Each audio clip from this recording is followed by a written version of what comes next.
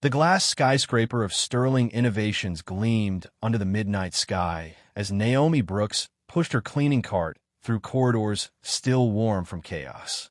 20 of the world's brightest minds had just failed again, their billion-dollar reputations crumbling as hospital systems failed and lives hung in the balance.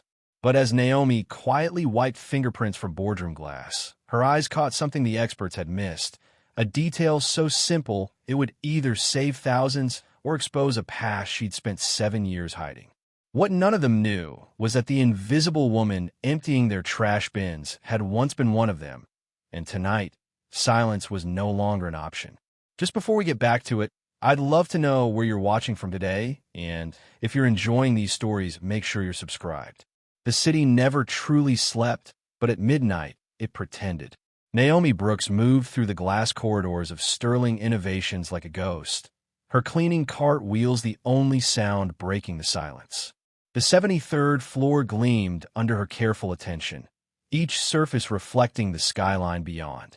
She wiped down the boardroom table with practiced efficiency, her cloth moving in smooth circles over wood that still held warm from the hands that had gripped it hours before. The chairs sat in disarray, pushed back at angry angles. Naomi had learned to read rooms the way others read faces. Tonight's meeting had been brutal. Coffee cups abandoned mid-drink, papers scattered like fallen leaves, the faint smell of expensive cologne mixing with desperation. She'd heard the shouting through the glass an hour earlier while she'd been cleaning the executive restrooms. A woman's voice, sharp and commanding, cutting through deeper male tones that tried to interrupt. Naomi hadn't stopped to listen. Not really. That wasn't her place. She was here to erase the evidence of their day, not to absorb it. She moved to the windows, spraying cleaner on glass that already looked perfect. Her reflection stared back at her, a woman in her late 40s with tired eyes and capable hands. Behind her reflection, the city sprawled in a constellation of lights, each one representing someone's ambition, someone's struggle, someone's dream. Naomi turned away and kept working. The elevator dinged at the end of the hall, and she glanced up reflexively. A security guard doing rounds nodded at her as he passed. "Evening, Naomi." "Evening, Marcus," she replied, her voice quiet but warm. The guard's name wasn't really Marcus, but it was close enough to the name that still sometimes caught in her throat that she'd mentally assigned it to him. The real Marcus had been gone for 7 years now. She pushed her cart toward the executive suite, where screens mounted on the walls still glowed with the day's news. Naomi didn't watch much television at home, but here, surrounded by technology that cost more than her annual salary, she couldn't avoid it. The headline scrolled past in angry red text. Sterling Innovations stock plummets amid hospital crisis. Third failure in AI power system risks patient safety. CEO Eleanor, Sterling refuses comment as pressure mounts. Naomi's hand slowed on her cart handle. She'd heard whispers about the crisis, fragments of conversations she'd overheard in elevators and break rooms. Sterling Innovations had developed some kind of advanced power system for hospitals, something that was supposed to revolutionize emergency backup generators. Instead, it kept failing. 3 hospitals now, each failure more dangerous than the last. On the screen, a reporter stood outside a hospital, microphone in hand, her face grave. Sources tell us that during the most recent failure, a surgical procedure was interrupted when power fluctuated unexpectedly. While hospital officials confirm no deaths occurred, the incident has raised serious questions about Sterling Innovations' testing protocols and the safety of AI-controlled critical infrastructure.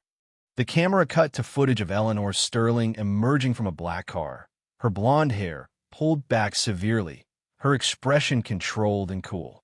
She walked past reporters without a word, sunglasses hiding her eyes, her heels clicking against concrete with military precision. She looked untouchable, unshakable, a woman built from titanium and ambition. Naomi had seen Eleanor Sterling in person only a handful of times, always from distance. The CEO rarely worked late, and when she did, she moved through the building like weather, fast and overwhelming, leaving disruption in her wake. Naomi had learned to make herself even more invisible when Eleanor was near. Some people commanded space naturally, and it was easier to simply get out of the way. She turned off the screens and moved deeper into the executive suite, entering the large conference room where the experts had been meeting. 20 consultants, the rumors said, engineers and specialists flown in from around the world. Each one paid more in a day than Naomi made in 6 months. And still, no answers. The room smelled like stale coffee and frustration. Naomi began emptying trash bins, her movements automatic. She'd done this job for 3 years now, ever since Darius had started high school, and the bills had gotten harder to manage on just one income. Cleaning wasn't what she'd imagined doing with her life, but it was honest work, and it kept food on the table. More importantly, it kept her invisible, which was exactly where she needed to be. She picked up a trash bin near the head of the table and paused. Inside, crumpled among coffee-stained napkins and empty sandwich wrappers, was a sheet of paper covered in technical diagrams. Naomi's hand hesitated over the bin. She wasn't supposed to look. She was supposed to empty and move on, to be a ghost who saw nothing, knew nothing, remembered nothing. But her eyes caught on something anyway. A schematic, hastily drawn, with annotations in the margins. She recognized the layout, the way the components connected. It was a power distribution system, similar to one she'd seen before in another life. Her fingers twitched toward the paper, then stopped. She forced herself to dump the entire bin into her cart's liner and move on. But she couldn't unsee it. Couldn't unsee the handwritten note in the margin. Moisture variance unaccounted for, with 3 question marks, as if the writer themselves didn't believe it mattered. Naomi finished the conference room and moved down the hall, her mind working despite her best efforts to quiet it. Moisture variance, humidity, environmental factors that changed based on location, season, human presence. The kind of variables that seemed small on paper but could cascade into chaos in real-world applications. She shook her head. Not her problem. Not her world anymore. The elevator took her down to the 68th floor, where the engineering department sprawled across open-plan workspaces dotted with standing desks and ergonomic chairs that cost more than her couch. Most workstations were empty at this hour, but a few glowed with life. The dedicated ones, working through the night, trying to solve the unsolvable. Near the windows, 2 figures huddled over a laptop, their faces illuminated by the blue-white glow of the screen. Naomi recognized them both. Julian Mercer, the chief operations officer, a black man in his late 30s who always looked like he carried the weight of the building on his shoulders. And Lena Price, a white woman with red-rimmed eyes and hair pulled into a messy bun, one of the lead engineers who seemed to practically live here. Naomi moved quietly past them, beginning her cleaning routine on the far side of the floor. Their voices carried in the empty space, not quite whispers but low and urgent. If the system fails again, someone could die, Julian said, and his voice cracked slightly on the last word. Not just careers, not just reputations. An actual person. I know, Lena replied, her hands moving frantically across her keyboard. I've run the simulations 100 times. The system should work. The math is perfect, but something happens when it hits real-world environments that we're not accounting for. Eleanor wants to launch in 10 days regardless. That's insane. That's survival. If we don't launch, the company folds. Investors are already jumping ship. We're hemorrhaging money and credibility by the hour. Julian's chair creaked as he leaned back, scrubbing his hands over his face. I used to dream about building things, actually creating something that mattered. Now I spend my days managing crises and watching everything crumble. Naomi kept her eyes on her work, her cloth moving steadily across desks, but something in Julian's voice made her chest tighten. She understood that particular flavor of loss, the death of the person you'd meant to become. She moved closer to their workstation, emptying a nearby trash bin. Lena didn't even glance up, too absorbed in her screen. But Julian's eyes flickered to Naomi for just a moment, acknowledging her presence with a small nod before returning to his despair. Naomi finished the engineering floor and took the service elevator back up to executive level. The hallways here were quieter, more refined, decorated with modern art that probably cost more than her apartment building. She passed Eleanor Sterling's office, its door closed, but lights seeping from underneath. Even at 1 in the morning, the CEO was here. Naomi had just started cleaning the adjacent waiting area when Eleanor's door flew open with such force it bounced against its stop. Eleanor emerged like a storm, her blazer discarded, her silk blouse rumpled, her carefully controlled mask finally cracked. In her hand was a crystal tumbler, which she raised and hurled at the opposite wall with savage precision. The glass exploded into glittering fragments, whiskey splashing across expensive wallpaper. Eleanor stood there breathing hard, her hands shaking, before she seemed to register Naomi's presence. Their eyes met for a fraction of a second. Eleanor's face was a map of barely contained panic, fury, and something that looked almost like fear. Then the mask slammed back down. Eleanor straightened, smoothed her hair, and walked past Naomi without a word, heading toward the elevator. Her heels echoed down the empty hallway, sharp and final as gunshots. Naomi stood perfectly still until the elevator doors closed. Then she fetched her cleaning supplies and carefully began picking up the glass, her movements methodical and practiced. She cleaned up plenty of broken things in her life. This was just one more. Hours later, as dawn began to gray the sky beyond the windows, Naomi finally clocked out. The subway ride home was peaceful at this hour, just a handful of other night shift workers scattered through the car, all of them too tired to make eye contact. Naomi watched the tunnel walls blur past and thought about nothing in particular, a skill she'd perfected over years of practice. Her apartment building was a walk-up in a neighborhood that real estate agents called transitioning, which meant it was still affordable if you didn't mind the noise or the occasional broken elevator. Naomi climbed the 3 flights to her door, keys already in hand. The apartment was dark, but she could see light under Darius's bedroom door. She paused, considering knocking, then decided against it. He was 17, nearly grown, and entitled to his privacy.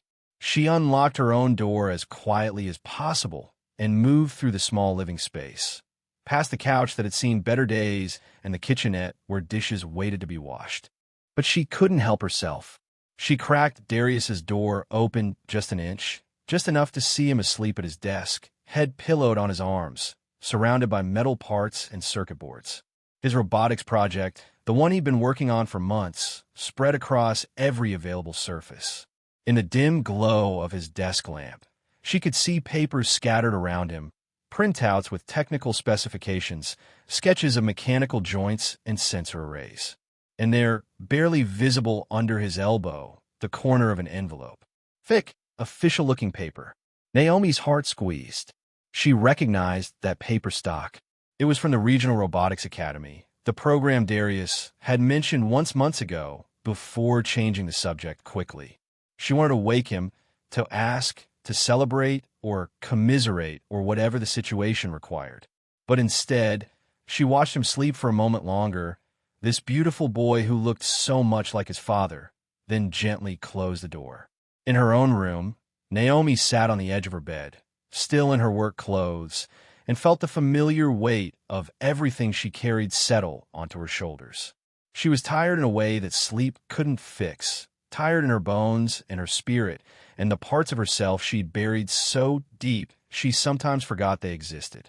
She thought about the crumpled schematic in the trash bin, about the annotation questioning moisture variance, about Julian's cracked voice saying someone could die, about Eleanor's mask slipping for just one moment to reveal the terrified woman underneath. Somebody already died once. The thought came unbidden, and Naomi pushed it away as quickly as it arrived. That was a different life, a different version of herself, a door she'd closed and locked and thrown away the key to. She changed into her pajamas, set her alarm for early afternoon, and lay down in the dark. But sleep didn't come easily. Instead, she stared at the ceiling and tried not to think about power systems and humidity and the weight of expertise that no one knew she carried. The next evening, Naomi returned to Sterling Innovations at her usual time. The building hummed with a different energy tonight, tension crackling through the air like static electricity. As she moved through the lobby, She noticed Maya Carter, the young black receptionist who usually greeted her with a smile, hunched over her desk with an unusual intensity. Maya looked up as Naomi passed, her eyes wide and worried. "Naomi, hey, can I talk to you later? Like, really talk." Naomi nodded slowly. Maya was a sweet girl, early 20s, always cheerful despite the parade of demanding executives who treated her like furniture. But tonight, something had clearly shaken her. "My dinner break is at 9, Naomi said quietly. "I'll be in the staff room." Maya nodded gratefully and turned back to her computer, her fingers flying across the keyboard with purpose. Naomi took the elevator up to begin her shift, but she'd barely started cleaning the 65th floor when she heard the commotion. Voices raised in anger, doors slamming, the sound of many people moving with urgent purpose. She pressed herself against the wall as a flood of executives and board members streamed past, heading toward the main conference room. Through the glass walls, Naomi could see Eleanor Sterling at the head of the table, standing rigid as a statue. Around her, men and women in expensive suits filled every seat, their faces ranging from angry to terrified. Naomi recognized Arthur Hale, the board chairman, a white man in his 60s with steel-gray hair and a face carved from granite. He sat at Eleanor's right hand, watching the proceedings with an expression Naomi couldn't quite read. Naomi moved to clean the exterior of the glass conference room, her cart positioned so she had a clear view inside, even as she remained unnoticed. It was a skill she'd perfected, this art of being present but invisible, close enough to observe but far enough to be forgotten. Eleanor's voice carried through the glass, cold and precise. "The system failed again this morning. Cincinnati Children's Hospital. Power fluctuated during a critical surgery on a 6-year-old girl." The room erupted. Board members shouting over each other, pointing fingers, demanding answers. Eleanor raised her hand, and the room gradually quieted, though the tension remained thick enough to cut. "The child survived," Eleanor continued, her voice flat. "But we were seconds away from a catastrophe that would have destroyed this company and everything we've built. I brought in 20 experts, the best minds in power systems engineering, AI development, and critical infrastructure. Each one has examined the system. Each one has their own theory, and each one has failed to fix the problem." Arthur Hale leaned forward. "Eleanor, you can't launch this system while it's actively endangering lives. The ethical implications alone. The ethical implications of bankruptcy?" Eleanor cut him off, her voice sharp as broken glass. "The ethical implications of 8,000 employees losing their jobs? We're bleeding money. Our investors are demanding results. If we don't launch in 10 days, Sterling Innovations will cease to exist. Then delay the launch," Arthur said, his voice gentle but firm. "Take the financial hit. Rebuild trust slowly. You built this company on solving problems that others couldn't. But right now, you're blind to what's right in front of you." Eleanor's jaw tightened. "What I see in front of me is failure masquerading as caution. We will fix this system, and we will launch on schedule." Arthur studied her for a long moment, and Naomi saw something pass between them, some shared history she couldn't interpret. Then Arthur's eyes drifted past Eleanor to the glass wall where Naomi stood cleaning, though she was certain he couldn't actually see her clearly from that distance. "Some of the greatest solutions," Arthur said slowly, still looking toward the glass, "come from the most unexpected places, but only if we're willing to look." Eleanor followed his gaze reflexively, her eyes passing over Naomi without recognition, without even acknowledgement that a human being stood there. Then she turned back to the board. "We'll reconvene tomorrow. I want solutions, not philosophy." The meeting broke apart, and Naomi quickly moved away, pushing her cart toward the elevators. But as the board members filed out, one of them, a junior engineer Naomi had seen around the building, tried to approach Eleanor. "Ms. Sterling, I've been analyzing the failure patterns, and I think there might be a correlation between—" "We don't have time for theories," Eleanor snapped, not even looking at the woman. "I need facts. I need fixes. I need results, not patterns and possibilities and maybes." The engineer's face fell, and she backed away quickly, her shoulders hunched. Naomi watched this exchange and felt something shift in her chest, a sharp pain that felt almost like memory. She'd heard those words before, or words like them, spoken by people who valued certainty over truth, who mistook confidence for competence. Naomi moved to the engineering floor for her regular cleaning rotation. The space was even more crowded tonight, engineers and consultants working in clusters, voices raised in debate. Lena Price sat at her usual station, but tonight she looked ready to shatter. Her hand shook slightly as she typed, and when she reached for her coffee cup, she knocked it over, sending cold coffee spreading across her desk. Damn it! Lena slammed her hands on the desk, and the people around her fell silent. She stood abruptly, grabbed her jacket, and stormed toward the stairwell. Naomi arrived at Lena's desk with paper towels before anyone else could react. She mopped up the spill efficiently, her movements practiced and calm. As she worked, her eyes fell on Lena's computer screen, still displaying a complex simulation. The system diagram looked familiar, similar to the crumpled schematic she'd seen in the trash the night before. She shouldn't look. She should clean and move on. But her eyes traced the connections anyway, following the flow of power through the system, noting the fail-safes and redundancies and elegant solutions to complex problems. It was beautiful work, really, sophisticated and smart and theoretically flawless. But theory wasn't reality.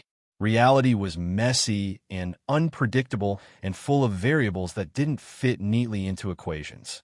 Naomi finished cleaning and moved on, but the diagram stayed with her, imprinted on her mind's eye. Dawn was breaking over the city as Naomi made her final rounds, the sky shifting from black to deep blue to pale gray. She was emptying trash bins on the executive floor when she heard footsteps, sharp and quick, the rhythm of someone pacing. Eleanor Sterling emerged from her office, still in yesterday's clothes, her hair disheveled, her face drawn with exhaustion. Naomi straightened reflexively, making herself small and unobtrusive. Eleanor paced the hallway, phone pressed to her ear, her free hand gesturing sharply at nothing. I don't care what the projections say. Eleanor snapped into the phone. Find me someone who can fix this. I don't care if you have to fly them in from Antarctica. We launch in 10 days, and I will not. She paused, listening, and her face went pale. Whatever she heard made her stop walking. She stood perfectly still in the middle of the hallway, and for just a moment, her carefully constructed armor cracked again. Naomi saw panic flash across her face, raw and undisguised. Send me everything, Eleanor said, her voice barely above a whisper. Then she ended the call and stood there, phone hanging loose in her hand, staring at nothing. Naomi waited, uncertain what to do. Then Eleanor's eyes focused on her, really seeing her for perhaps the first time. Their gazes locked. Naomi nodded respectfully, a small acknowledgement of shared humanity. Eleanor's mouth opened as if to speak, then closed. She straightened her spine, smoothed her rumpled blouse, and walked past Naomi toward the elevator. But as she passed, Naomi heard her whisper, almost too quiet to catch. Not again. Please, not again. The elevator doors closed, and Naomi was left alone in the hallway with those words echoing in her mind. She finished her shift in thoughtful silence and went home as the city fully woke around her. That evening, the news was everywhere. Naomi saw it on the subway, on phone screens and tablets, and the digital billboards that covered every available surface. Fourth hospital failure nearly proves fatal. A baby had been in the NICU when the power fluctuated. The backup generators had kicked in, but for 17 seconds, that child had been in darkness, the machines keeping them alive, stuttering, and uncertain. 17 seconds. That's all it had taken. Naomi closed her eyes and gripped the subway pole tighter. 17 seconds was nothing. 17 seconds was everything. When she arrived at work that night, the building felt different. Subdued. Frightened. Maya was still at her desk, despite the late hour, and when she saw Naomi, she stood up quickly. Can we talk? Now. They found a quiet corner in the staff break room. Maya pulled out her phone and showed Naomi a series of files, logs, timestamps, data that meant nothing to most people, but which Maya had clearly been collecting obsessively. "I think someone is sabotaging the system," Maya said quietly. "Look at these server access logs. Someone's been going into the humidity control systems in the test environment, manually adjusting levels, but only during critical tests. It's too consistent to be random." Naomi studied the data, her mind working. "Have you shown this to anyone? Who would listen to me? I'm the receptionist. I smile and answer phones and order coffee. Nobody thinks I have a brain in my head." Maya's voice cracked slightly. "But you listen. You always listen, Naomi. You're the only one who treats me like a person." Naomi looked at this young woman, brilliant and underestimated, and saw a reflection of something painfully familiar. "Keep these files safe," she said softly, "and be careful who you trust." Maya nodded, relief flooding her face. "Thank you for believing me."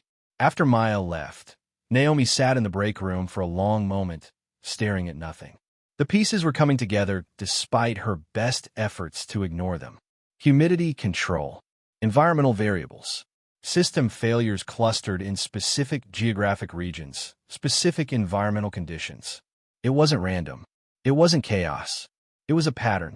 She returned to her cleaning with renewed focus, her mind working even as her hands moved through familiar motions. On the engineering floor, she found Lena still at her desk, hunched over her computer at 3 in the morning. The woman looked ready to collapse. Naomi worked nearby, careful not to disturb but close enough to observe. Lena muttered to herself as she worked, her voice hoarse with exhaustion. "Why doesn't it match real-world behavior? The simulations are perfect. The lab tests are perfect. But the moment it hits an actual hospital environment, everything falls apart. Why?" Naomi's hands slowed on the desk she was wiping. She knew she shouldn't speak, shouldn't engage, shouldn't reveal that she understood anything more than how to clean glass and empty trash bins. But she thought about that baby in the NICU. She thought about her own son sleeping at home, about the future he deserved. She thought about Marcus and the price of silence. What if the system assumes every environment is clean? Naomi said quietly. Lena's head snapped up. She stared at Naomi as if seeing her for the first time. "What?" "Your simulations," Naomi continued, keeping her voice gentle and uncertain, as if she wasn't quite sure she should be speaking. "Do they account for environmental contamination? Dust, moisture, the breath of people moving through the room?" Lena blinked at her. Then she laughed, a sharp, almost hysterical sound. "That's ridiculous. Those are such minor variables, they couldn't possibly." But her voice trailed off, and Naomi saw the moment the idea took root. Lena turned slowly back to her computer, her fingers hovering over the keyboard. "Unless," Lena whispered, "unless the AI is optimizing for ideal conditions and can adapt when reality doesn't match." Oh my God, that's... She started typing frantically, pulling up new simulations, adjusting parameters. Naomi quietly resumed her cleaning and moved away, leaving Lena to her revelation. The next morning, Naomi didn't go straight home. Instead, she took the subway to St. Mary's Hospital, where her sister Angela worked as a nurse. She found Angela in the staff break room between shifts, and they sat together over bad coffee. "It's been all over the news," Angela said, stirring cream into her cup without really looking at it. "That's Sterling Innovations' power system. We're not using it here, thank God, but I have friends at Cincinnati Children's. They said it was terrifying. Everything just flickered. The monitors, the ventilators, the 4 pumps. For less than a minute. But that's a lifetime when you're responsible for someone's life." Naomi listened, her face carefully neutral. "What do you think caused it?"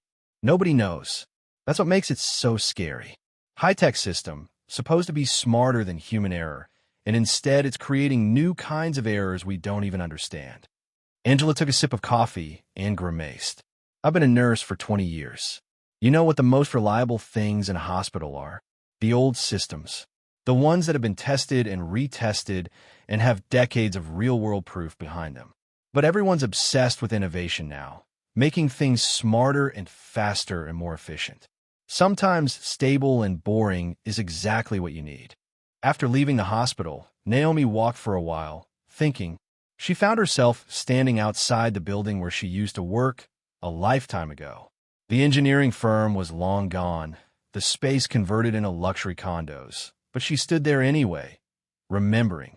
Marcus had been so proud of her work, so confident in her abilities. You see things other people miss, he used to say. You don't just look at the blueprints. You imagine the life happening around them. And then he died because she'd missed something crucial. Because she'd been so certain her design was perfect that she hadn't questioned it hard enough. Because confidence had trumped caution, and a good man had paid the price. Naomi turned away from the building and headed home. Some ghosts couldn't be outrun, only learned to live with. That evening, when she arrived at work, she found something waiting at her station. A small cardboard box, set carefully on her cleaning cart with a note. They were going to throw this away. Thought you might want it. Maya. Inside the box was a collection of prototype parts, electrical connectors, and circuit boards, all failures from the testing process. Naomi's hands trembled slightly as she lifted out a connector, examining it in the light. The metal showed signs of oxidation, a greenish tint around the edges that spoke of exposure to moisture. She held it up to her nose and smelled the faint tang of metal and corrosion. Then she looked closer at the connector housing, seeing the microscopic gaps where humidity could seep in, where the elegant design met messy reality and lost. Naomi carefully packed the parts back into the box and tucked it under her cart. On her break, she brought the box home and spread the parts across her small kitchen table. She examined each one carefully, making mental notes, seeing patterns emerge. When Darius wandered out of his room for a midnight snack, he found her there, surrounded by circuit boards and connectors, a small notebook open beside her filled with sketches. Mom! He looked at the parts, then at her face, confusion and concern warring in his expression. What is all this? Just something I'm looking at for work, Naomi said, but she knew how weak it sounded. You're a cleaning lady. Why are you? Darius trailed off, then sat down across from her. You used to do this kind of stuff, didn't you? Before Dad died. Naomi's hands stilled. They never talked about this. Not in 7 years. I did, she said quietly. So why did you stop? Because your father died, and it was my fault. Because I couldn't trust myself anymore. Because the world punishes women who fail, and I failed catastrophically. But she didn't say any of that. Instead, she said, sometimes you have to choose between who you were and who you need to be. Darius studied her for a long moment.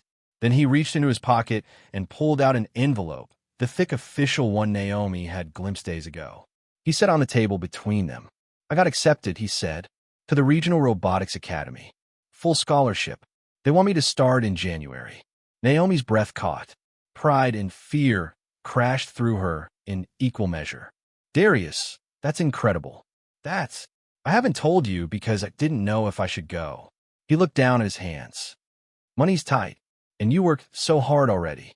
I thought maybe I should just finish regular school and get a job, help out more. No, Naomi said, the word coming out sharper than she intended. She reached across the table and gripped his hands. No, you go. You take that opportunity and you run with it. You don't make yourself smaller because the world is hard. You hear me?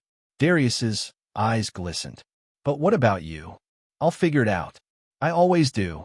She squeezed his hands tighter. Your father will be so proud of you. I'm so proud of you.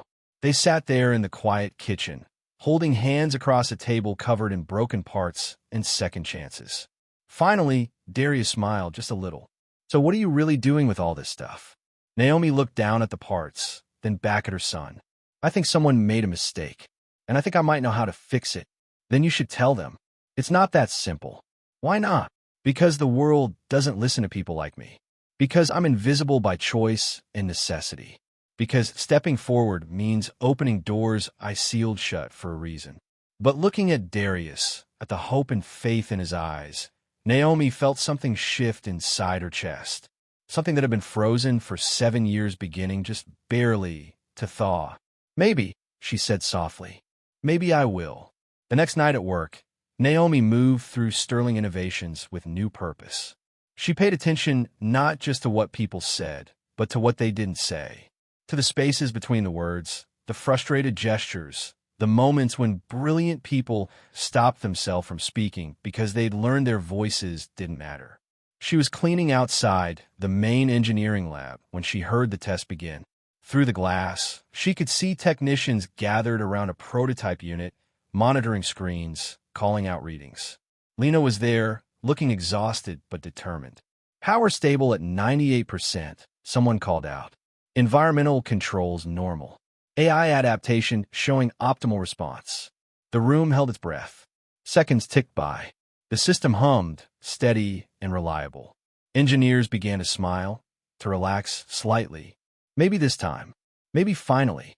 Then, at exactly 93 seconds, the lights flickered.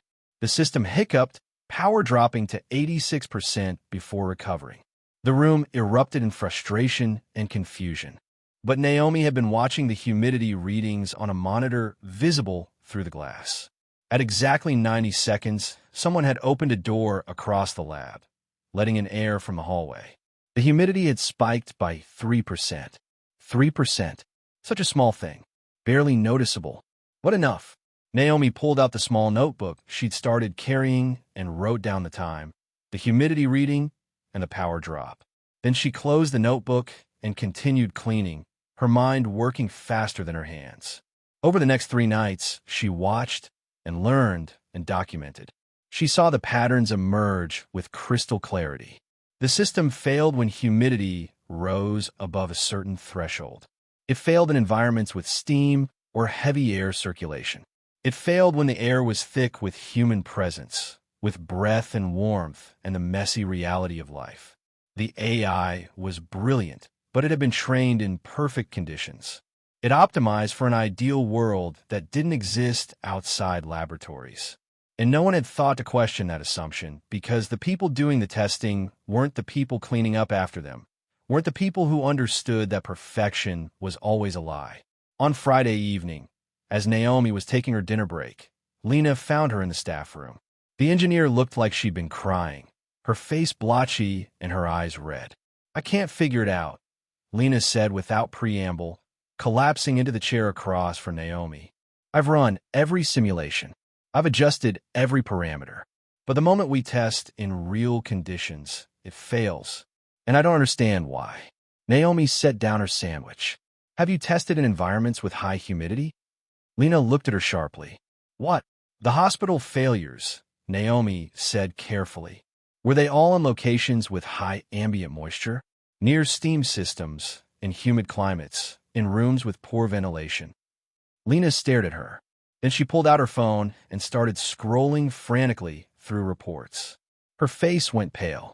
Cincinnati has the 4th highest humidity among major cities. The St. Louis hospital keeps their NICU warm and humid for the infants. Denver's dry. That doesn't fit. Was there maintenance that day? Naomi asked. Someone mopping floors, cleaning equipment? Lena's hand shook as she continued scrolling. There was a deep clean scheduled that morning. They were using steam disinfection in the adjacent room. They sat in silence for a moment. Then Lena whispered, "How did you know?" Naomi looked at this young woman, brilliant and burning out, fighting to be heard in a world that constantly talked over her. She thought about Maya collecting evidence that no one would believe. She thought about the junior engineer Eleanor had dismissed. She thought about her own voice, silent for 7 years. "Because I pay attention," Naomi said softly, "to what other people throw away." Before Lena could respond, both of their phones buzzed with the same alert. Another hospital. Another failure. This time in Seattle, during a power transfer test. Seattle, one of the rainiest, most humid cities in America. Lena stood up, looking dazed. "I have to tell Eleanor. Right now. This could be it. This could be the answer." She ran from the room, and Naomi was left alone with her half-eaten sandwich and the weight of knowledge she could no longer pretend she didn't have. Later that night, as Naomi was cleaning the executive floor, she saw Arthur Hale standing alone in the darkened lobby, looking out at the city lights. He turned as she approached, and something in his expression made her pause. "Some systems have ghosts," Arthur said quietly, watching her face. "Some ghosts have systems." Naomi's breath caught. She stared at him, and he stared back, And in that moment, she knew. He recognized her. He knew exactly who she was, had perhaps known all along. "Mr. Hale," she said carefully. "I was sorry to hear about Marcus." Arthur continued, his voice gentle. "He was a good man, a brilliant engineer. His death was a tragedy that should never have happened." Naomi's hands tightened on her card handle. "That was a long time ago. 7 years. But some things don't get old, do they? Some wounds stay fresh." Arthur moved closer, his voice dropping. "I've wondered, all this time, where you went. When you disappeared from the industry, I hoped you'd found peace. But peace and hiding aren't the same thing, are they, Naomi?" "I'm not hiding. I'm working. You're invisible. There's a difference." Arthur smiled sadly. "I've watched you these past months, moving through this building like a ghost, seeing everything, saying nothing. But ghosts can't stay silent forever. Eventually, they have to speak. Why are you telling me this? Because this company is dying, and you might be the only person who can save it. But more importantly, because those hospital systems are going to fail again, and next time, someone might actually die. Can you live with that silence?" Naomi looked away, her chest tight. "I'm not that person anymore." "Aren't you?" Arthur gestured to her card. "You're still solving problems, still seeing patterns, still caring. You've just convinced yourself that it doesn't count because you're doing it in the dark." He walked away, leaving Naomi alone in the hallway. She stood there for a long moment, her heart pounding, feeling the weight of every choice that had led her to this moment. Then she pulled out her notebook, looked at the data she'd collected, and made a decision. She'd spent 7 years being invisible. Maybe it was time to be seen. Arthur's words echoed in Naomi's mind through the rest of her shift and into the next day. She couldn't sleep when she got home, lying in bed watching dawn light creep across her ceiling, thinking about silence and safety and the price of both. By the time evening came and she returned to Sterling Innovations, something fundamental had shifted in her posture. She still pushed her cleaning cart through the familiar corridors, but she no longer made herself quite so small. The break room was nearly empty when Lena found her during dinner break. The engineer didn't sit down this time. She stood in the doorway, arms crossed, her expression caught between curiosity and something harder to name. "How did you know?" Lena asked without preamble. "About the humidity. That's not cleaning lady knowledge.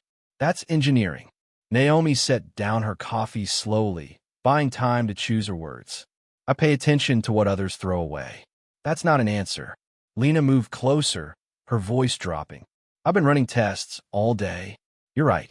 The system fails consistently when humidity rises above 68%. The AI can't adapt fast enough to the changes in electrical conductivity. It's so obvious now that I can't believe we missed it." "But we didn't miss it. 20 experts missed it." "How did you see it?" "Because I wasn't looking for what was broken," Naomi said quietly. "I was looking for what was overlooked." Lena studied her for a long moment, and Naomi could see the engineer's mind working, putting together pieces of a puzzle she hadn't known existed. "You've done this before. This kind of work, haven't you?" Before Naomi could answer, her phone buzzed. A text from Maya. "Need to show you something. Staff room. Now." Naomi excused herself and found Maya pacing near the vending machines, her phone clutched in both hands. The young woman looked frightened in a way that made Naomi's protective instincts flare. "I found more," Maya said, pulling up files on her phone. "The humidity tampering. It's not random. Someone's been accessing the environmental controls during every major test for the past 6 weeks, always increasing moisture levels right before system activation. And look at this." She swiped to a security log. The access codes trace back to maintenance credentials, but the timing is too perfect, too deliberate. Naomi studied the data, her mind racing. Someone is forcing the system into environments where it can't resist humidity. They're making it fail on purpose. But why? Maya's voice cracked slightly. Why would anyone sabotage their own company? That's what we need to figure out. Naomi placed a gentle hand on Maya's shoulder. "Keep these files safe. And Maya, be careful who you tell. If someone's willing to risk lives to make this system fail, they won't appreciate being exposed." Maya nodded, fear and determination warring on her young face. As she left, Naomi leaned against the wall and closed her eyes. Sabotage added a whole new dimension to the crisis. This wasn't just about technical oversight anymore. Someone wanted sterling innovations to fail. Hours later, Naomi was cleaning outside the main boardroom when raised voices drew her attention. Through the glass walls, she could see another emergency meeting in progress. The board members looked exhausted and angry, their expensive suits rumpled, their faces drawn. Eleanor stood at the head of the table, her spine rigid, but Naomi could see the tremor in her hands. Arthur Hale sat silently at Eleanor's right, watching not the other board members, but the space beyond the glass where Naomi worked. His eyes met hers through the reflection, and something passed between them. An acknowledgement, a challenge, a question. Julian entered the boardroom late, apologizing as he took his seat. Through the glass, Naomi saw him glance her way, and for just a moment, their eyes met. He looked away first, but something in his expression suggested he was seeing her differently now. Word was spreading, whispers about the cleaning lady who'd noticed what the experts had missed. Eleanor's voice carried through the glass, sharp and desperate. "We're out of time. The investors are pulling out. 3 more hospitals have canceled their orders. If we don't solve this crisis in the next 48 hours, Sterling Innovations will be finished." One board member stood, his face red with anger. "Then we need to accept reality. This system is fundamentally flawed. We should cut our losses, issue refunds, and move on to something salvageable." "No." Eleanor's voice was flat and final. "We're launching in 6 days, with or without a complete fix." The room erupted in argument. Naomi watched Eleanor's face and saw something she recognized from her own mirror in the months after Marcus died. Desperation wearing the mask of determination. Fear dressed up as strength. Arthur's voice cut through the chaos, quiet but commanding. "Eleanor, sometimes the solution isn't innovation. It's remembering what we forgot." Eleanor turned to him sharply. "What's that supposed to mean?" "It means you once solved problems by listening to everyone, not just the loudest voices. You built this company by seeing potential where others saw obstacles. When did you stop looking beyond the obvious?" Eleanor's jaw tightened. "I'm looking at reality, Arthur, at spreadsheets and deadlines and consequences. That's what leadership requires." "No," Arthur said softly, still watching Naomi through the glass. "That's what fear requires. Leadership requires something else entirely." The meeting ended badly, board members leaving in angry clusters. Eleanor remained alone in the boardroom, head in her hands, the picture of isolation. Naomi watched her for a moment, then quietly entered to empty the trash bins. Eleanor looked up, startled, as if she'd forgotten other people existed. For a moment, they simply looked at each other, 2 women on opposite sides of an invisible wall. Then Naomi spoke, her voice gentle but clear. "Sometimes the solution isn't innovation. It's remembering what we forgot." Eleanor stared at her. "You were listening." "I'm always listening." Naomi moved to the next trash bin. "It's part of the job. Hearing things, seeing things, being present but unnoticed." Arthur said something similar. Eleanor studied Naomi with new intensity. "Who are you really?" Naomi could have deflected, could have retreated back into invisibility. But Arthur's words haunted her, and the image of that baby in the NICU, and the weight of 7 years of silence. "Someone who knows what it costs to stay quiet," Naomi said, "and what it costs to speak." Before Eleanor could respond, Julian appeared in the doorway. He looked between them, sensing the charged atmosphere, then cleared his throat. "Eleanor, I need to talk to you about something. It's about the technical review tomorrow." Eleanor nodded, still watching Naomi. "We'll continue this conversation later," she said, and it sounded like both a threat and a promise. That night, Naomi couldn't leave well enough alone. She found herself in the deserted engineering lab, ostensibly cleaning but really studying the prototype system that sat dormant on the testing bench. She approached it slowly, as one might approach a sleeping animal, and gently wiped dust from its surface.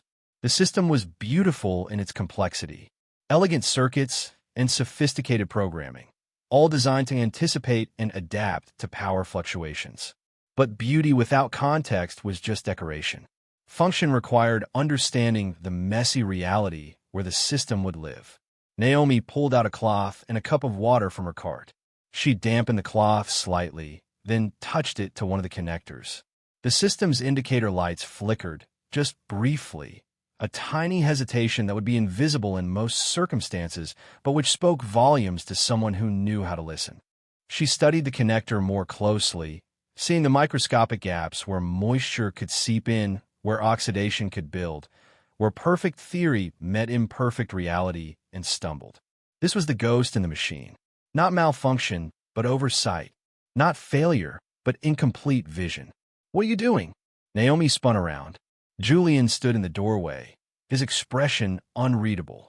"Cleaning," she said automatically, but her hands were still on the prototype, and they both knew she was lying. Julian walked closer, his eyes on the system rather than on her. "Lena says you figured out the humidity problem, that you saw a pattern 20 experts missed. I noticed something. That's all." "No." Julian shook his head slowly. "That's not all. I've been watching you these past few months. The way you move through this building. You're not just cleaning. You're observing, analyzing, understanding things that the people who are paid to understand them can't see." He paused. "Who are you, Naomi Brooks?" Naomi met his eyes and saw genuine curiosity there, not accusation. "I'm someone who used to do this kind of work, before I learned that brilliance without humility can kill people." The words hung in the air between them. Julian absorbed them slowly, and something shifted in his expression. Recognition, understanding, maybe even respect. "I've been thinking about what you said to Lena," Julian continued, "about paying attention to what others throw away. I've spent 10 years in this company climbing ladders and building influence, and somewhere along the way, I forgot to pay attention to anything that mattered." He laughed bitterly. "This place eats people alive. I've watched it happen. I've helped it happen. Only if you're scared to spit it back out," Naomi said quietly. Julian looked at her sharply, then smiled for the first time she'd ever seen. "Will you sit in on the technical review tomorrow? Not as a tech expert, just as an observer. We need fresh eyes. We need someone who sees what we're blind to." Naomi's heart hammered in her chest. This was it, the moment of choice. She could refuse, stay invisible, stay safe. Or she could step forward into the light and risk everything she'd built from the ashes of her old life. She thought about Darius and his robotics acceptance, about Marcus and the dreams they'd shared, about 7 years of silence and what it had cost her soul. "I'll be there," she said. The next morning arrived heavy with tension. Naomi came to work early, not in her cleaning uniform, but in simple slacks and a modest blouse she'd bought years ago for parent-teacher conferences. She felt exposed without her cart, without the protective armor of invisibility that had kept her safe for so long. The technical review was scheduled for 10 o'clock. By 9:30, the main conference room was already filling with people. Experts in expensive suits, board members with grim expressions, engineers carrying laptops and tablets. Cameras were being set up in the corners. Reporters waited in the lobby. The entire world, it seemed, was watching Sterling Innovations either solve its crisis or collapse under the weight of its failures. Naomi entered the conference room and immediately felt every eye turn toward her. Whispers rippled through the crowd. Who was she? Why was she here? The cleaning lady who'd somehow seen what MIT graduates and industry veterans had missed. She found a chair against the wall, sitting quietly while chaos swirled around her. Lena caught her eye from across the room and offered a small, encouraging nod. Julian stood near the door, arms crossed, looking like he was preparing for battle. Eleanor arrived exactly at 10, striding to the front of the room with her usual commanding presence. But Naomi could see the cracks now, the slight tremor in Eleanor's hands, the darkness under her eyes that makeup couldn't quite hide, the desperate edge to her carefully controlled expression. "Thank you all for coming," Eleanor began, her voice steady despite everything. "We've identified a potential cause for the system failures. Environmental humidity affecting electrical conductivity. Today, we'll test the system under controlled moisture conditions and demonstrate our solution." The prototype sat on the main testing bench, surrounded by monitoring equipment and humidity sensors. Technicians moved around it with practiced efficiency, checking connections, calibrating instruments. Naomi watched not the machine, but the people, seeing their nervousness, their doubt, their desperate hope that this time would be different. The test began. Humidity levels rose gradually as technicians activated humidifiers around the prototype. 40%, 50%, 60%. The system hummed steadily, lights glowing green, power output stable. Engineers began to relax, slightly. Then, at 68% humidity, the lights flickered, just briefly, just enough. The room held its breath. The system recovered, but the damage was done. Everyone had seen the hesitation, the vulnerability, the fundamental flaw that remained unfixed. Eleanor's face went pale. That shouldn't have happened. We adjusted the parameters. We reinforced the connections. Why is it still failing? An expert stood, his voice condescending. Because the solution requires a complete redesign. We've been telling you this for weeks. The system's architecture is fundamentally incompatible with variable environmental conditions. Other voices joined in, arguing, blaming, defending. The room descended into chaos as careers and reputations were defended, as fingers were pointed and theories were shouted. Naomi watched it all from her chair against the wall, her mind working, her eyes on the prototype rather than the people. She saw what they couldn't see because they were too busy proving they were right. She saw the connector, the same type she'd examined weeks ago in discarded parts. She saw the moisture beginning to collect at its edges, saw the microscopic oxidation that would build over time, saw the ghost in the machine that no amount of programming could fix. Maya burst through the door suddenly, her face flushed. "Eleanor, the server logs show humidity tampering again. Someone accessed the environmental controls 20 minutes before this test. They're sabotaging." "Not now," Eleanor snapped, her composure finally shattering completely. "We're in the middle of a demonstration." "But someone's deliberately." "Later, Maya. Please." Maya retreated, looking hurt and frustrated.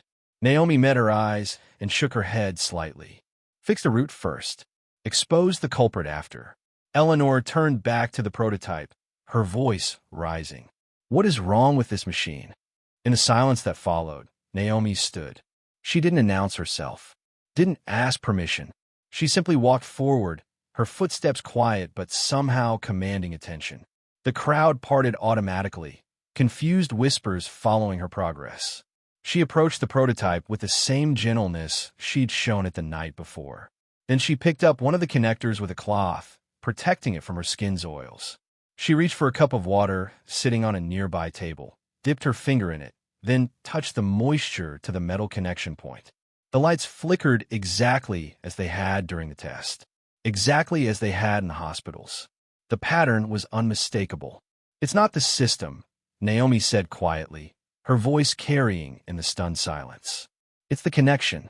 Moisture creates a micro-layer of oxidation on the metal. The AI can't adapt fast enough to compensate for the resistance change."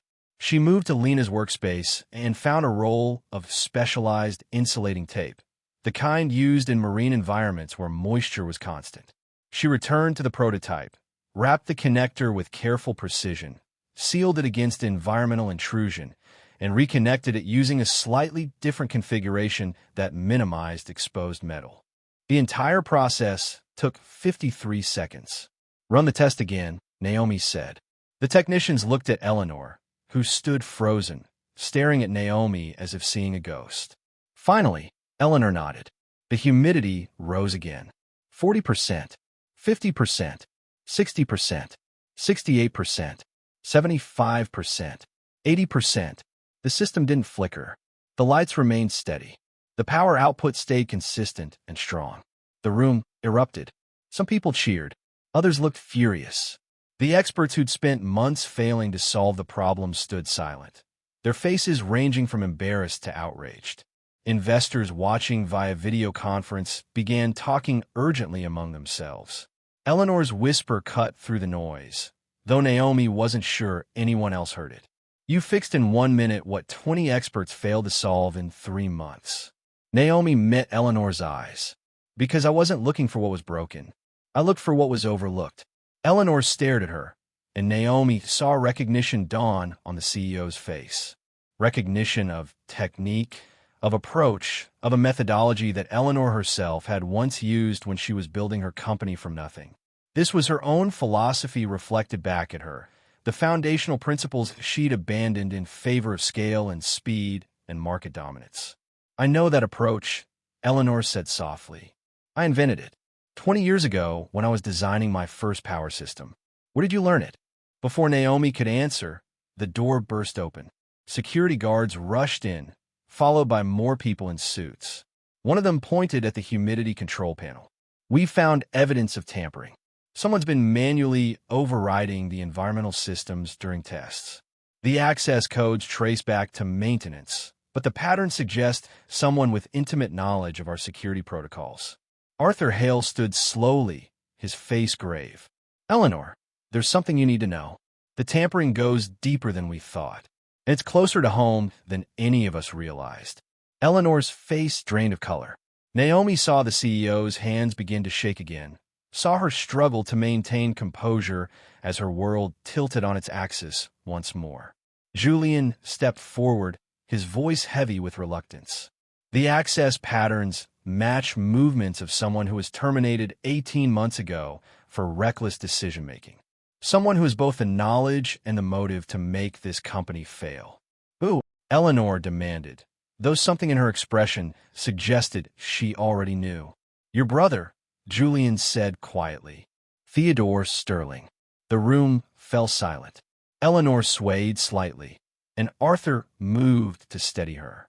She waved him off, straightening her spine through sheer force of will. Where is he? Eleanor's voice was barely above a whisper. We're not sure, but he's been accessing our systems remotely. He's been here, Eleanor, watching, waiting, sabotaging every attempt to fix what he helped break. Eleanor looked around the room, at the cameras, at the reporters beyond the glass, at her company hanging by a thread. Then her eyes found Naomi, still standing by the prototype that was now running smoothly at 85% humidity. Who are you? Eleanor asked again, and this time it wasn't an accusation but a plea. Who are you really, Naomi Brooks? Naomi opened her mouth to answer, but before she could speak, the lights went out. Every light in the building. Emergency protocols activated, red backup lights casting the room in an eerie glow. And in that crimson darkness, Naomi heard Eleanor's voice, small and frightened in a way the so had never allowed herself to be publicly. Not again. Please God, not again. Naomi understood then. This wasn't just about business or technology or reputation. This was about something deeper, something more personal, some wound that had never healed. And whatever was about to happen next would force all of them to confront truths they'd been avoiding. The prototype in front of her continued to run steadily, its lights glowing green even as everything around them descended into darkness. One small victory in the face of a much larger battle that was only just beginning. The emergency lights cast long shadows across the conference room as chaos erupted around them. Board members shouted questions, security guards barked orders into radios, and somewhere in the building, alarms began to wail. But Naomi stood perfectly still, her eyes on the prototype that continued to glow steadily green even as darkness swallowed everything else. Eleanor's breathing had turned shallow and rapid. In the crimson emergency lighting, her face looked pale and drawn, years of carefully constructed composure crumbling away. Arthur moved to her side, gripping her elbow, but she pulled away sharply. I'm fine, Eleanor said, though her voice shook. Everyone stay calm. This is just a precautionary shutdown. This is sabotage, Julian corrected, his phone pressed to his ear. Security says someone manually cut power to the entire building. Emergency backup failed because the systems were tampered with beforehand. He lowered his phone, his expression grim. We're completely dark except for battery-powered emergency lights. And the server rooms are overheating without ventilation. A board member stood, his face red with fury. "This is unacceptable. We have investors watching, reporters waiting outside, and now we're literally sitting in the dark like amateurs." "Sit down, Richard," Arthur said quietly, but with such authority that the man complied immediately. Arthur's eyes swept the room and landed on Naomi. "Ms. Brooks, you've seen systems fail before. What do we need to worry about most?" Every eye in the room turned to Naomi. She felt the weight of their attention, the pressure of expertise she denied for 7 years suddenly thrust back on her shoulders. But there was no time for hesitation. Lives could be at stake. "The prototype," Naomi said, moving toward the testing bench. "Without proper ventilation, it'll overheat. The cooling systems rely on building power. We have maybe 15 minutes before internal temperatures reach critical levels. Can we shut it down safely?" Lena asked, already moving to join Naomi.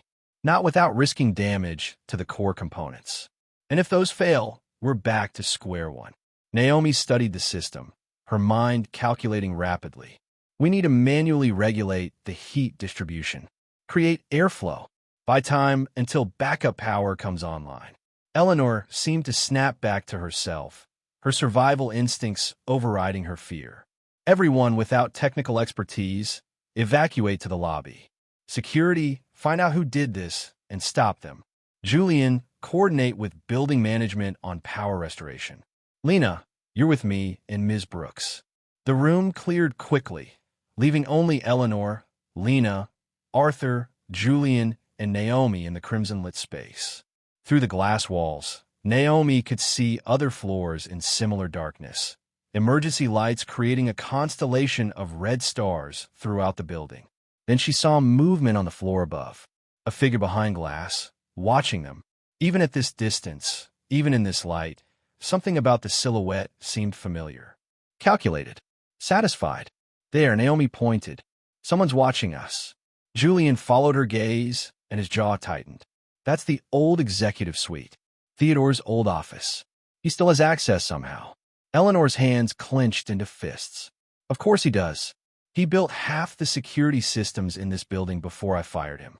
He knows every weakness, every back door, every way in and out." "Why?" Lena asked, her voice small. "Why would your own brother destroy what you built?" Eleanor's laugh was bitter and broken. "Because I built it. Because I succeeded where he failed. Because I made decisions he disagreed with, and he's never forgiven me for being right." She turned to the prototype, her expression hardening. "But we're not letting him win. Not today." The system's temperature indicators were climbing.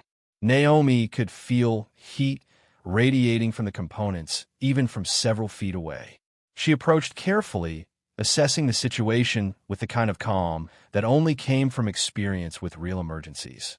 "We need to open the casing and create manual airflow," Naomi said. "But we can't touch the components directly. The heat will damage skin, and any moisture from sweat could cause exactly the kind of failure we just fixed." "I have tools," Lena said, pulling equipment from her bag. "And insulated gloves." They worked together in tense silence, Lena following Naomi's quiet instructions.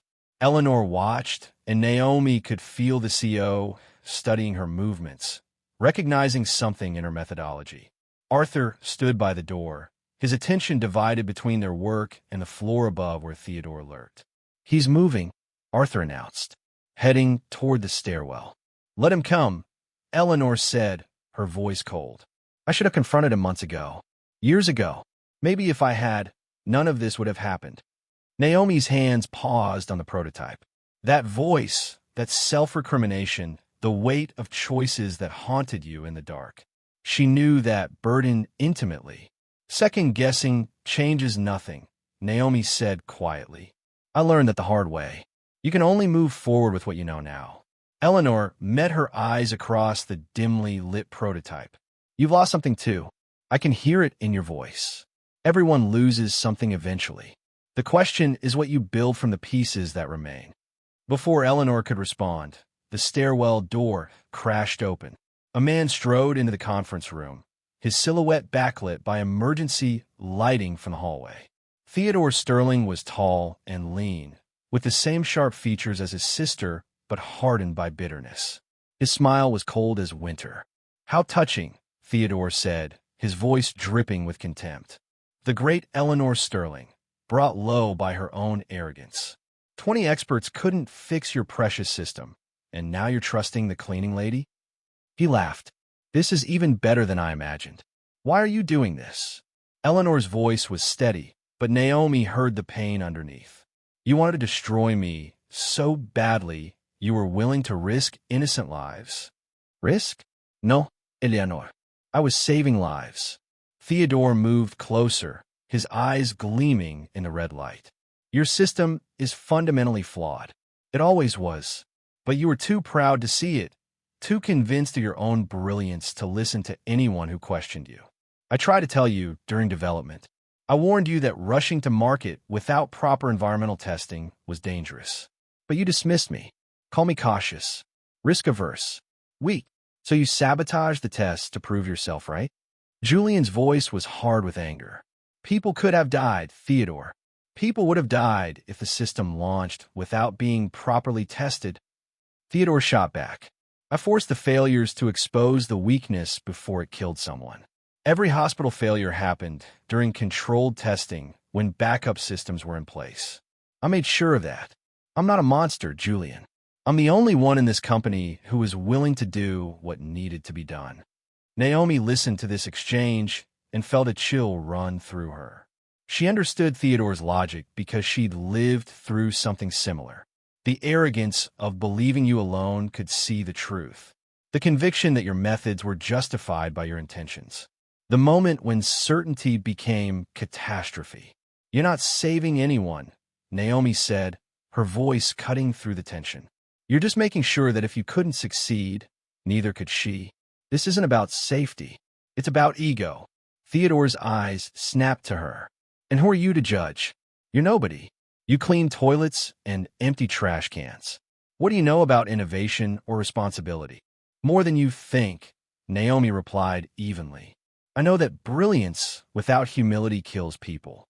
I know because I learned that lesson the hardest way possible. And I know that what you're doing right now isn't protection. It's revenge dressed up as righteousness."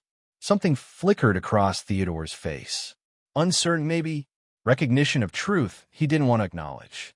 But before he could respond, the prototype emitted a sharp warning beep. "Temperature critical." Naomi turned back to the system immediately, her focus narrowing to the problem at hand. "Lena, I need you to disconnect the secondary cooling loop. Carefully. That could cause a cascade failure," Lena protested. "Not if we redirect the heat through the primary system first. Trust me."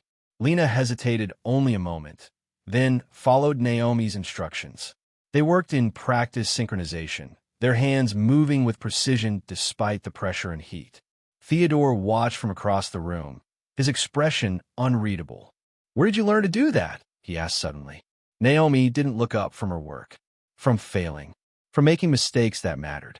From building something that killed someone I loved and having to live with that knowledge every single day." The room went silent except for the soft sounds of their work and the distant wail of alarms. Eleanor stared at Naomi, her face pale. "Marcus," Eleanor whispered. "Marcus Brooks. The Vertex Systems accident 7 years ago. You were the lead engineer on that project." Naomi's hand stilled. There it was. The truth she'd been running from, laid bare in emergency lighting and witnessed by people she tried so hard to remain invisible to. She could feel everyone's eyes on her, could feel the weight of judgment and curiosity and recognition. "Yes," she said simply. "That accident wasn't your fault," Arthur said quietly. "The investigation cleared you. It was a manufacturing defect in components you didn't design." "The investigation cleared me legally," Naomi corrected, her voice tight. "But my husband died testing a system I built. I convinced him it was safe. I assured him my calculations were perfect. And I was wrong." She finally looked up, meeting Eleanor's eyes directly. "I was arrogant. I thought I could see every variable, account for every possibility. But I missed something. Something small and stupid and obvious in hindsight. And it cost Marcus's life." "So you walked away," Eleanor said, and there was no judgment in her voice. Only understanding. I walked away, Naomi confirmed, because I couldn't trust myself anymore. Because every time I looked at an equation or a schematic, I saw his face. So I found work where my mistakes couldn't kill anyone, where I could be useful without being responsible. She returned to the prototype, her hands steadying. But silence doesn't protect people. It only buries what could help them. The heat was peaking, but Naomi's adjustments were working. The temperature began to stabilize, slowly at first, then more consistently. Crisis averted, at least for now. Theodore had been watching this entire exchange with an expression that shifted from contempt to something more complicated. You abandoned your career because of guilt. I'm trying to prevent more deaths from happening. How is that revenge? Because you're not preventing anything, Naomi said, turning to face him fully. You're ensuring that the system fails so you can be proven right. That's not protection. That's ego. If you really cared about safety, you would have worked with Eleanor to fix the problems instead of sabotaging her attempts to solve them. She wouldn't have listened. She never listens. Maybe, Naomi acknowledged, but you didn't try. You went straight to destruction. And that makes you just as guilty of arrogance as you claim she is. Theodore's face flushed with anger, but before he could respond, the building's lights flickered. Once, twice. Then the main power came back online with a surge that made everyone flinch. Ventilation systems hummed to life, cooling air flooding into the conference room. The prototype's temperature immediately began to drop. Power's restored, Julian announced, lowering his phone. Security has Theodore's access codes flagged. He won't be able to touch our systems again. Theodore looked around the room at the faces staring at him with varying degrees of anger, disappointment, and pity. His shoulders slumped slightly, the fight draining out of him. I built this company too, he said quietly. Before Eleanor pushed me out. Before she decided my caution was weakness and my concerns were obstacles. I just wanted to be heard. Then you should have spoken louder, Eleanor replied, her voice thick with emotion. Not destroyed what we built together. Not risked lives to prove a point. Not, her voice broke. Not made me choose between my company and my brother. Security arrived moments later, taking Theodore into custody despite Eleanor's visible anguish. Arthur placed a hand on her shoulder as they led Theodore away, and for once, Eleanor didn't pull away from the comfort. She looked smaller somehow, diminished by betrayal and grief. The conference room gradually filled with people again. Board members, engineers, investors reconnecting via video. Everyone had questions, demanded explanations, needed reassurance. But Eleanor stood silent, staring at the space where her brother had been, her carefully constructed world crumbling around her. Naomi understood that silence. That frozen moment when everything you believed about yourself and your choices revealed itself to be built on sand. She wanted to retreat, to disappear back into invisibility before anyone asked more questions about her past. But Julian caught her eye and shook his head slightly, a gentle but firm warning. Not this time. No more hiding. Arthur took control of the room with the easy authority of someone who'd been leading people for decades. Everyone, please. We've had a crisis, yes, but we've also had a breakthrough. Ms. Brooks has identified and corrected the fundamental flaw in our system. Before we proceed with anything else, I think we need to understand exactly who she is and why 20 experts missed what she saw immediately. All eyes turned to Naomi. She felt exposed, vulnerable, every instinct screaming at her to deflect and disappear. But she thought about Darius and his robotics program, about 7 years of silence, about the baby in the NICU who'd almost died because she'd been too afraid to speak. My name is Naomi Brooks, she began, her voice quiet but steady. 7 years ago, I was the lead engineer at Vertex Systems. We were developing modular power stabilizers for residential use. My husband, Marcus, was also an engineer. He was testing one of my prototypes when a cascade failure occurred due to moisture infiltration that I hadn't adequately accounted for. He died in the resulting electrical fire. The room was silent. Lena's hand covered her mouth. Julian closed his eyes. Eleanor simply stared, recognition and horror warring on her face. The investigation cleared me of legal responsibility, Naomi continued. But I knew the truth. I'd been so confident in my design that I dismissed environmental testing as unnecessary. I'd assumed ideal conditions would be maintained. I'd let arrogance override caution. She took a breath. So I walked away from engineering. I took a job where my mistakes couldn't hurt anyone. And I've spent 7 years trying to be invisible enough that the world would forget I'd ever existed. Why did you speak up now? Arthur asked gently. Because I saw the same pattern repeating, the same arrogance, the same assumptions, the same refusal to consider that maybe the experts were missing something obvious. And I realized that staying silent wasn't protecting anyone. It was just letting history repeat itself with different victims. Eleanor moved then, crossing the room to stand directly in front of Naomi. Up close, the CEO's eyes were red-rimmed, exhausted, but there was something new in them. Respect, maybe, or recognition of shared pain. I judged you by your uniform, not your mind, Eleanor said quietly. I dismissed you, overlooked you, treated you as if you were invisible. And you were right there all along, seeing what I couldn't see because I was too proud to look beyond the obvious. Her voice dropped to barely a whisper. I'm sorry. Naomi felt something crack open in her chest. Seeing is one thing. Changing is another. Then I'll change, Eleanor said. Starting now. A board member cleared his throat uncomfortably. This is all very touching, but we need to discuss next steps. The system is fixed, correct? We can proceed with launch. Not quite, Lena interjected, pulling up data on the main screen. The connector fix that Naomi demonstrated works, but we need to retrofit every unit we've already manufactured. That's going to take time and money. How much time? An investor asked via video. 2 weeks minimum, Lena replied. 3 to be safe. That's unacceptable. Richard, the angry board member, stood again. We've already delayed too long. We'll lose our market advantage, our credibility. We'll lose people's lives if we rush this, Naomi interrupted, surprising herself with the force in her voice. I've lived with the consequence of rushing, of being so afraid of failure that I didn't properly test for it. Trust me when I say that no market advantage, no amount of money, no reputation is worth the cost of someone's life. The room fell silent again. Then Arthur stood, his presence commanding attention. Ms. Brooks is right. We take the time to do this properly. We retrofit every unit. We conduct thorough environmental testing across multiple humidity conditions. And we launch when the system is genuinely ready, not when our timeline demands it. He looked directly at Eleanor. That's the company you built, Eleanor. The one that solved problems right, not fast.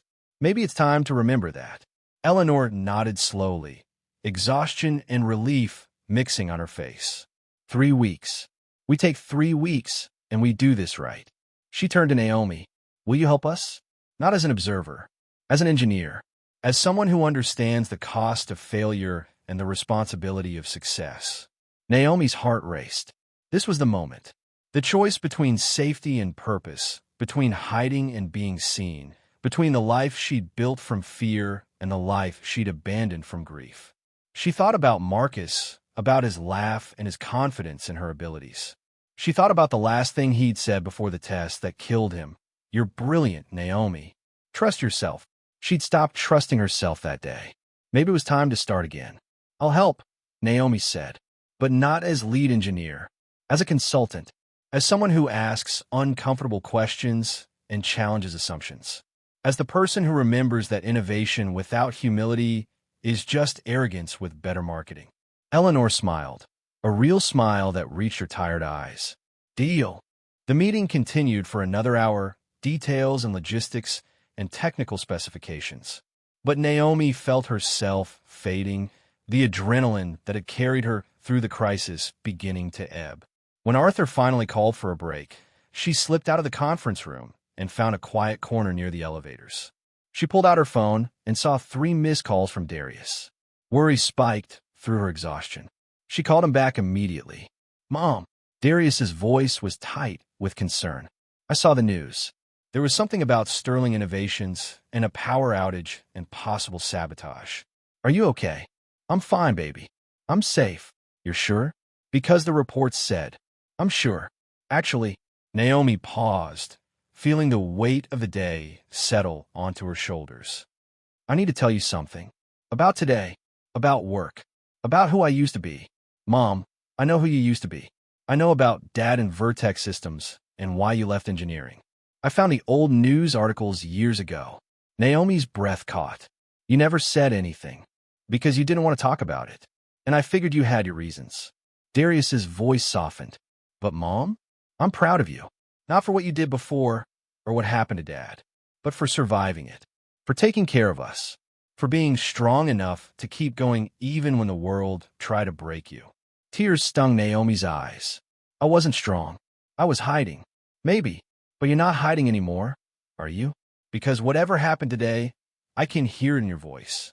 You sound like yourself again, like the person in those old photos with Dad, the ones where you both looked so happy and excited about changing the world. Naomi wiped her eyes, laughing wetly. When did you get so wise? I learned from the best. Come home when you can, okay? And Mom, that robotics program I got accepted to, I think I'm going to say yes. Because you taught me that running from what scares you doesn't make you safe. It just makes you smaller. After the call ended, Naomi sat in the quiet hallway and let herself cry. For Marcus. For 7 years of silence. For the person she'd been and the person she was becoming. For the terrifying, exhilarating prospect of being seen again. When she finally composed herself and returned to the conference room, she found Eleanor standing alone by the windows, looking out at the city. The CEO turned as Naomi entered. My mother died when I was 23, Eleanor said without preamble. Sudden cardiac arrest. She was here one moment and gone the next. And I became terrified that if I stopped moving, stopped building, stopped succeeding, I would somehow disappear the same way. Just vanish and leave nothing behind. She turned to face Naomi fully. So I built an empire, made myself indispensable, created something so large and important that I couldn't possibly be forgotten. But somewhere in that process, I forgot the person I'd been when I started. The engineer who loved solving problems more than making money. The woman who listened more than she spoke. The version of me that my mother would have been proud of. She'd be proud of you now, Naomi said quietly, for admitting that, for changing course, for choosing to do right instead of insisting you were right. Eleanor nodded, wiping her eyes quickly. I'm going to visit Theodore tonight. In custody. I don't know if I can forgive him yet, but I need to understand. Need to hear his side without board members and cameras and pressure.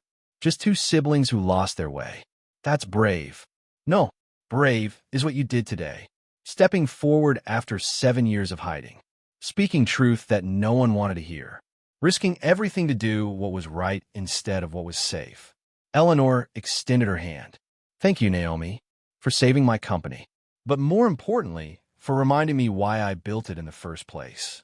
Naomi shook her hand, feeling the strength and vulnerability in Eleanor's grip. Two women who'd been broken by loss, reshaped by grief, and were finally, carefully, beginning to heal. The darkness had revealed more than sabotage and technical flaws. It had exposed the ghosts they'd both been running from, the wounds they'd tried to hide, the versions of themselves they'd abandoned out of fear.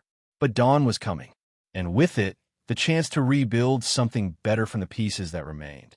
3 weeks passed in a blur of work that felt both foreign and familiar. Naomi found herself sitting at conference tables instead of cleaning them, speaking in meetings instead of emptying their trash, being listened to instead of overlooked. The adjustment was harder than she'd expected. Some mornings she still woke at midnight, her body trained to the rhythm of night shifts, and had to remind herself that her life had changed. The first board meeting, where she actually sat at the table instead of against the wall, felt surreal. Arthur had insisted, pulling out a chair beside him with quiet authority that brooked no argument. Eleanor sat at the head, looking more rested than she had in months, though grief still shadowed her eyes when she thought no one was watching. Ms. Brooks, Arthur addressed her formally, though his eyes were warm. Can you walk us through the retrofit progress? Naomi stood, her hands only slightly trembling as she pulled up the presentation Lena had helped her prepare. We've completed retrofitting 63% of the manufactured units. Each connector has been sealed with moisture-resistant insulation and reconfigured to minimize environmental vulnerability. We're conducting humidity testing at 5% intervals from 40 to 95% across multiple temperature ranges. And the results? A board member asked.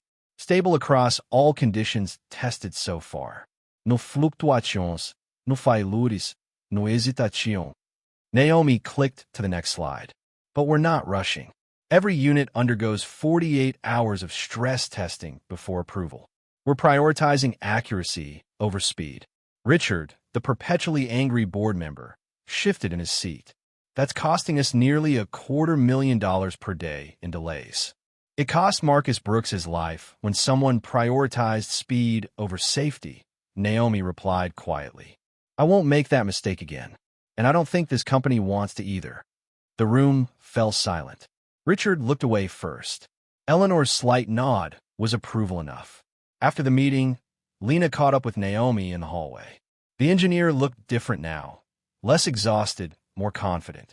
Working with someone who actually listened had transformed her. I wanted to apologize, Lena said, for being resentful when you first started speaking up. I was drowning here, fighting to be heard, and when you showed up and people actually listened to you, I felt. She trailed off, searching for words. Replaced, Naomi finished gently. Like your struggle didn't matter because someone else solved it more easily. Yes, exactly that. Lena smiled sadly. But I was wrong. You weren't fighting to be heard. You were fighting not to be seen. We were both losing pieces of ourselves, just in different ways. Naomi reached out and squeezed Lena's hand. Then let's both stop losing pieces. Let's build something together instead. They spent the next week working side by side, Naomi's practical experience blending with Lena's theoretical brilliance. They designed new testing protocols that accounted for real-world messiness, collaborated with hospital staff to understand actual operating conditions, built systems that adapted to life instead of demanding life adapt to them. Julian watched their partnership with visible relief. He'd been carrying the weight of the company's crisis alone for too long, and having people he could actually trust was visibly lightening his burden. One evening, as Naomi was packing up to leave, he appeared at her workspace. I owe you an apology too, Julian said. I saw you all those months. I knew something was different about you, but I was too afraid to trust my instincts because this place has taught me that backing the wrong person can destroy your career. He laughed bitterly. I spent 10 years learning to survive instead of learning to lead. You reminded me there's a difference. You backed me when it mattered, Naomi replied. That takes more courage than backing someone from the beginning. Julian smiled, genuine warmth replacing his usual careful calculation. For what it's worth, I'm glad you stopped hiding. The world needs more people willing to speak uncomfortable truths. Word of Naomi's expertise spread through the company like wildfire. Engineers sought her advice on projects unrelated to the hospital system. Junior staff felt emboldened to speak up in meetings, citing her example. Even the cleaning staff treated her differently, with a mixture of pride and curiosity, as if she represented possibilities they hadn't considered before. Maya became a regular visitor to Naomi's temporary office, bringing coffee and conversation. The young receptionist had been promoted to assistant project coordinator, her evidence-gathering skills recognized and valued. She still had the same cheerful energy, but now it was paired with growing confidence. I'm going back to school, Maya announced one afternoon. Computer science. I always wanted to, but I convinced myself I wasn't smart enough. Then I watched you step forward after hiding for 7 years, and I thought, if she can face her fears, so can I. Naomi felt a lump form in her throat. You were always smart enough, Maya. You just needed someone to confirm what you already knew. At home, things were shifting too.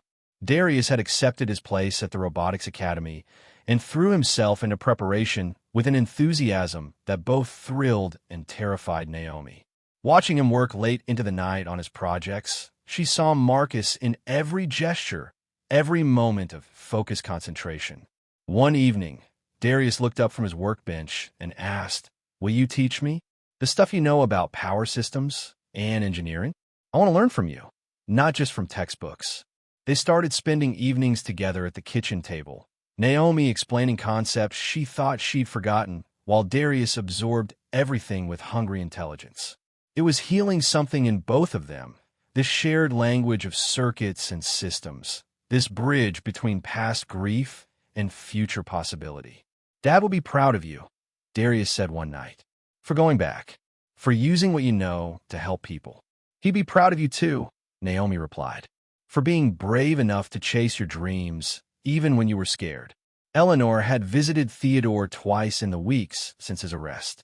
She didn't share details of those conversations, but Naomi could see the change in her. The CEO carried herself differently now, less rigid, more human. The armor was coming off piece by piece, revealing the person underneath. One afternoon, Eleanor called Naomi to her office. It was the first time Naomi had entered this space as anything other than a night cleaning lady. The view from the 73rd floor was breathtaking, the city sprawling below like a promise. Sit, please. Eleanor gestured to a chair across from her desk. I wanted to talk to you about something personal. Naomi sat, curious and slightly apprehensive. Theodore is accepting a plea deal, Eleanor began. House arrest, mandatory counseling, restitution. No jail time because no one was actually harmed and his lawyer argued he was trying to prevent harm. She paused, staring at her hands. Part of me thinks he's getting off too easy. But another part of me understands that he was drowning in his own pain and lashing out was the only way he knew to be heard. How do you feel about that? Naomi asked gently. Conflicted, angry, sad, relieved. Eleanor laughed without humor. All of it at once. He's my brother. I love him. But he betrayed me and endangered people to prove a point. I don't know how to reconcile those things. Maybe you don't have to. Maybe you just have to live with the contradiction and find a way forward anyway. Eleanor nodded slowly. He asked about you. Said you were the only person who didn't treat him like a monster. You called him out on his behavior, but you also understood the pain behind it. I've been where he is, Naomi said, convinced that my suffering gave me special insight, that my pain made me right. It took losing everything to realize that hurt doesn't grant wisdom. It just grants hurt. They sat in comfortable silence for a moment, two women who'd learned the same hard lessons in different ways. The system is ready, Eleanor said finally. Testing is complete. Every unit has been retrofitted and approved. We're scheduled to relaunch next week with a press conference and demonstration. She met Naomi's eyes. I want you there, on stage, being recognized for what you contributed. Naomi's stomach clenched. Eleanor, I don't need recognition. I'm happy to help from behind the scenes. I know you don't need it, but others need to see it. Young engineers who think they have to choose between having a personal life and professional success. Women who've been told they're not technical enough. People who've made mistakes and think they can never contribute again. Eleanor leaned forward. You being invisible helped you survive, but you being visible helps others believe they can too. The week before the relaunch passed in a haze of preparation and mounting anxiety. Naomi had agreed to appear at the press conference, but the reality of standing on a stage in front of cameras and reporters made her want to retreat back into comfortable invisibility. The night before the event, she stood in her bedroom staring at the simple black dress she'd bought for the occasion. It wasn't fancy, but it was professional, appropriate, the kind of thing a consultant would wear. Not a cleaning uniform, not armor, just clothes. Her phone rang. Eleanor, having second thoughts? The CEO asked without preamble. Is it that obvious? I've been having second thoughts for a week. About Theodore, about the launch, about whether I'm strong enough to stand up there and admit that I was wrong and someone I dismissed as invisible saved my company. Eleanor's laugh was shaky. So yes, I recognize the signs. How do you push through it? Naomi asked. I remember why it matters. Not for me, but for everyone who's watching. For every person who's been overlooked or dismissed or made to feel small. We owe them visibility. The next morning dawned clear and bright. Naomi dressed carefully, her hands steadier than she expected. Darius insisted on coming with her, wearing his best shirt and a nervous smile that reminded her so much of Marcus. Her heart ached. "You've got this, Mom," he said as they rode the subway downtown. "You've been practicing being brave for weeks now. Today is just the next step." Sterling Innovations had transformed its main lobby into a presentation space. Cameras were everywhere. Reporters packed the seating area. Investors watched via screens mounted on the walls. The atmosphere crackled with anticipation and curiosity. Backstage, Naomi found Eleanor, Julian, Lena, and Arthur waiting. They looked nervous but determined, a team bound together by shared crisis and hard-won understanding. "Ready?" Arthur asked gently. Naomi thought about Marcus, about 7 years of silence, about the baby in the NICU, about Darius sitting in the audience believing in her. "Ready." Eleanor took the stage first, commanding attention with her presence, but softer somehow, more human. "Thank you all for coming. 3 months ago, Sterling Innovations faced a crisis that threatened not just our company, but the lives of people depending on our technology. Our hospital support system was failing, and 20 experts couldn't determine why." She paused, letting that sink in. "I was desperate, afraid, convinced that if I couldn't solve this problem, everything I built would collapse. And in that desperation, I made a crucial mistake. I stopped listening to anyone who didn't confirm what I wanted to hear." The cameras focused on Eleanor's face, capturing her vulnerability. But someone was listening, someone who'd been present all along, but whom I'd never really seen. Someone who understood that the solution wasn't more complexity, but more humility. Eleanor gestured offstage. "I'd like to introduce Naomi Brooks." Without her insight, her courage, and her willingness to speak uncomfortable truths, we wouldn't be here today. Naomi walked onto the stage, her legs shaking but her spine straight. The lights were blinding, the cameras intimidating, the crowd vast and expectant. For a moment, she froze, overwhelmed by visibility after so long in shadow. Then she saw Darius in the front row, giving her a thumbs up. Saw Lena smiling with genuine warmth. Saw Maya wiping tears from her eyes. Saw Julian nodding encouragement. She approached the microphone. "My hands once built something that took a life," Naomi began, her voice quiet but carrying. "My husband, Marcus, died testing a power system I designed. I was arrogant enough to think I could account for every variable, confident enough to dismiss concerns as overcautious, certain enough to risk the person I loved most." The room was silent, absorbing her words. "So I disappeared. I took a job where my mistakes couldn't hurt anyone. I convinced myself that staying invisible was protecting people. But silence didn't protect anyone. It just erased what could have helped others avoid making the same mistakes I did." She looked directly at the cameras. "When I saw Sterling Innovations making those same mistakes, dismissing environmental variables as insignificant, prioritizing speed over thoroughness, silencing voices that questioned assumptions, I recognized the pattern. And I realized that my silence was no longer protection. It was complicity." Naomi's voice strengthened. The solution to the hospital system crisis wasn't complicated. It was a basic principle that any first-year engineering student learns. Real-world conditions are messy, and elegant systems must account for that messiness or they will fail. But in our rush to innovate, we'd forgotten to ask the simple questions. We'd stopped looking at what we were overlooking. She paused, gathering herself for what came next. "I'm not a hero. I'm someone who failed catastrophically, lived with that failure, and decided that hiding from my expertise served no one. Today, I choose to be seen again, not because I'm past my grief or because I've forgiven myself, but because the world needs people who remember what mistakes cost and who are brave enough to prevent them anyway." The silence that followed felt sacred. Then, starting with Darius, the audience began to applaud. Not polite applause, but genuine, sustained, the kind that acknowledged truth spoken at great personal cost. Eleanor stepped forward, her eyes bright with unshed tears. Naomi identified the humidity-vulnerability in the connectors and created a solution that took less than 1 minute to implement. But more importantly, she reminded this company what we'd forgotten. that innovation without humility is just arrogance in disguise. The press conference continued with technical demonstrations and questions from reporters. The retrofitted system performed flawlessly under every condition tested, humidity rising to levels that would have caused catastrophic failure weeks ago, but now barely registered as a variable. Afterward, as the crowd dispersed and cameras packed up, Arthur approached Naomi with a quiet smile.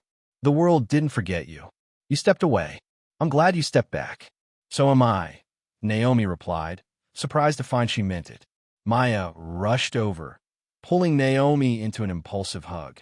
"You were amazing. I recorded the whole thing to show my professors next semester. You're going to inspire so many people." Lena joined them, her professional composure cracking into genuine emotion. "Thank you for showing me that being overlooked doesn't mean being wrong, for teaching me to trust my observations even when experts dismiss them." Julian shook Naomi's hand firmly. "The board approved your consulting contract. Long-term, not just for this project. We need your voice, your perspective, your willingness to ask uncomfortable questions." As the executives and reporters filtered away, Naomi found herself alone on the stage for a moment. She looked out at the empty seats, at the space where hundreds of people had listened to her story, at the cameras that had broadcast her truth to the world. 7 years ago, she'd disappeared. Today, she'd chosen visibility. Not because the pain was gone or the guilt had faded, but because hiding served no one and speaking might help someone else find their way back from the darkness. Darius appeared at her side, slipping his hand into hers. "Dad would be proud," he said simply. "I think so too." They walked out of Sterling Innovations together, into the afternoon sunlight, 2 generations choosing visibility over safety, courage over comfort, purpose over protection. The journey wasn't over. Healing was ongoing, grief was patient, and forgiveness was slow. But Naomi Brooks was no longer invisible. And in stepping into the light, she'd shown others that redemption wasn't about erasing the past. It was about building something meaningful from the pieces that remained. Behind them, the building where she'd once cleaned floors at midnight now held her name in the credits of a life-saving system. Ahead of them, the city spread in all directions, full of possibilities she'd thought she'd forfeited forever. Naomi squeezed her son's hand and smiled. Sometimes the greatest innovation wasn't in technology or systems. Sometimes it was in finding the courage to be seen after convincing yourself you should disappear. And that courage, more than any technical fix, was what would change the world. When the cost of staying silent becomes greater than the fear of being seen, what would you choose, comfort or courage? If this story moved you, hit that like button and subscribe for more stories that remind us why speaking up matters.